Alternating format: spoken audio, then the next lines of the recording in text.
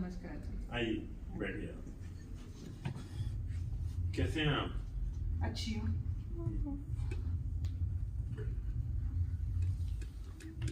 हाँ जी। तो अभी माँ में काफी प्रॉब्लम आई, क्या हुआ, सारी चीजों को थोड़ा सा एक्सप्लेन करिए। मेरा एक्सीडेंट हुआ।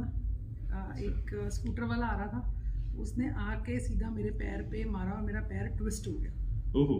तो उससे मेरी बैक वाली जो बोन है वो क्रैक हो के डिस्प्लेस हो गई। अच्छा, बैक में, ओके। फिर पैर के बैक की। ओके। और फिर डॉक्टर के पास गए तो उन्होंने कहा कि सर्जरी होगी और प्लेट डलेगी। ओके। तो उसी रात एडमिट करके नेक्स्ट डे सर्जरी कर दी डॉक्टर ने। ओके, और प्लेट डाल दी? और प्लेट डाल दी। अच्छा, और फिर क्या? ऑलरेडी एक प्लेट डली हुई है दूसरे वाले पैर में, मतलब 2 प्लेटें हैं। Okay okay. तो फिर उसके बाद क्या हुआ, कैसा एक्सपीरियंस रहा? फिर दर्द रहा? मेरा एक्सपीरियंस ये था कि मेरी पहले एक सर्जरी हुई थी, जिस वजह से जब वो सुन करते हैं तो बैक पे एक इंजेक्शन लगाते हैं पूरा लोअर बॉडी को सुन करने के लिए, ताकि वो सर्जरी कर पाए। तो लास्ट टाइम जब मेरी सर्जरी हुई उस टाइम पे मेरे साथ ये हुआ कि वो इंजेक्शन लगाने के बाद सारी रात, जब मैं ऑपरेशन से बाहर आई, रात स्पेंड करनी वाज पैथेटिक। क्योंकि सारी रात बैक पे पेन होती रही है और आपको हेड लिफ्ट नहीं करना होता। वो वही वाला इंजेक्शन होता है जब सिजेरियन डिलीवरी के टाइम पे बैक पे लगता है, वही इंजेक्शन होता है और उसकी इंटेंसिटी उससे थोड़ी सी ज़्यादा हाई होती है सर्जरी के टाइम पे। अच्छा अच्छा। क्योंकि आपका डिलीवरी होनी है 10 से 15 मिनट के लिए और जो सर्जरी चल रही थी वो 2 घंटे के लिए, तो उसकी इंटेंसिटी बढ़ा देते हैं सर्जरी के अंदर। तो उससे क्या होता है कि आपका पूरा बैक और लोअर बैक और आपकी लेग्स बहुत पेन करती है। अच्छा, जब ये हुआ तो इसमें फिर आप इससे बाहर कैसे निकले? मतलब क्या आपने हीली इस्तेमाल किया? हाँ, क्योंकि फर्स्ट सर्जरी के टाइम पे मेरा बहुत दिमाग खराब हुआ। उस टाइम मेरे पास हीली नहीं थी। सेकंड सर्जरी जब हुई, मैं सर्जरी से नहीं डर रही थी, मैं उस पेन से डर रही थी। क्योंकि वो पेन सर्जरी से ज्यादा डिफिकल्ट पेन थी। सो जब मैं ऑपरेशन थिएटर से सेकंड टाइम वापस आई तो मेरा पेन उसके बाद जब स्टार्ट हुआ, रात हुई थोड़ा, क्योंकि पेन इंस्टेंटली स्टार्ट नहीं होता, आपको थोड़ी देर लेटने के बाद जब सर्जरी से आप आ जाते हो उसके बाद पेन स्टार्ट होता है। तो उन्होंने मेरे को पेन किलर्स दी, इंटरवेनस दी, उन्होंने मेरे को नींद की दवाई भी दी। उसके भी 3-4 घंटे तक मेरे को कोई आराम नहीं आया, पर मेरे थोड़ा सा मूवमेंट स्टार्ट हुई, बॉडी को मैं हिला सकती थी। तो मैंने अपनी बॉडी को हिला के टर्न लिया। टर्न लेते ही मेरे हस्बैंड ने बैक हार्मनी का मैगीली से प्रोग्राम लगाया। ओके। बैक पे मेरे रख दिया उन्होंने, और नींद की दवाई मुझे ऑलरेडी दे रखी थी उन्होंने, जिससे नींद आ नहीं रही थी और 2 घंटे हो गए थे नींद की दवाई लिए। अच्छा अच्छा। तो जैसे ही लगाया विद इन 2 to 3 मिनट्स, मैं मतलब ये बोलूँगी 2 to 3 मिनट्स में मेरी दर्द में आराम आना स्टार्ट हुआ। जो मैं रोना स्टार्ट कर रही थी वो मेरा बंद हो गया। मेरे को इतना आराम आया कि मैं चैन की नींद सोई हूँ, जो पिछली सर्जरी में मैं नहीं सोई थी। तो इस सर्जरी में मैं ड्यू टू मैगीली आराम से सोई हूँ और उसके बाद नेक्स्ट डे भी कोई पेन नहीं हुई, नहीं तो 2 दिन रहा था पेन। तो इस बार ही खाली वो थोड़ी देर रहा है, उसके बाद बिल्कुल नेक्स्ट डे में उठ के बैठ गई आराम से, कोई दिक्कत नहीं। तो अब इस बात को कितना टाइम हो चुका है? मेरी सर्जरी हुई थी 20th मार्च को। ओके। और आज है 3rd of May। 3rd of May, okay. अच्छा अच्छा। मतलब काफी इम्प्रूवमेंट हुआ इतना time? Improvement according to doctor, मैं अभी भी, मेरे को वॉकर के साथ चलना चाहिए, बट मैं स्टिक के साथ आ गई हूँ। डॉक्टर को नहीं पता, and this is all due to आपका बताया हुआ प्रोग्राम टीथ हार्मनी।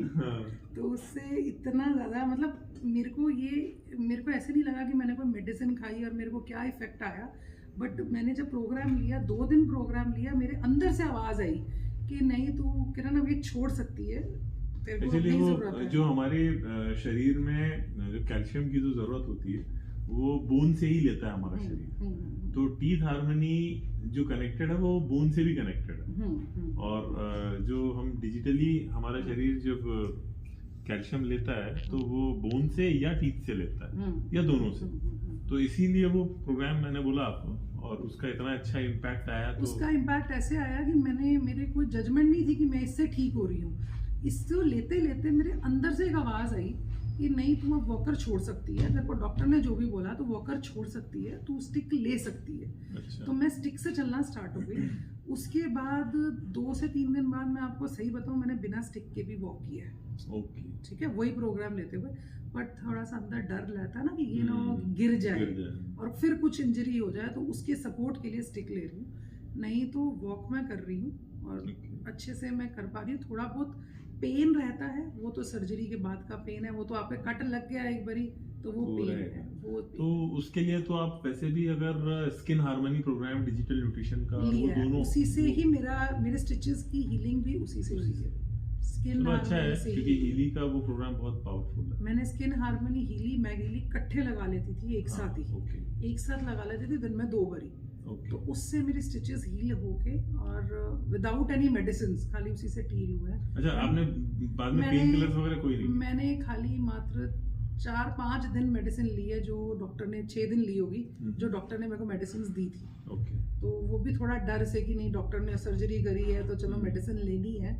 उसके बाद मैंने मेडिसिन छोड़ दी, पर मेरे डॉक्टर को नहीं पता कि मैंने मेडिसिन छोड़ दी। डॉक्टर खुश है, चलो डॉक्टर अच्छा खुश है, उसको लग रहा है उसकी मेडिसिन से है। नहीं अच्छा है, वो खुश रहे। नहीं, बट उसको मैंने बाद में बताया है सारा। अच्छा, बता भी दिया डॉक्टर ने प्लास्टर खोलते टाइम ये बोला था कि मैं एक्सरे करवा के चेक करूंगा, उसके बाद I will permit you to walk.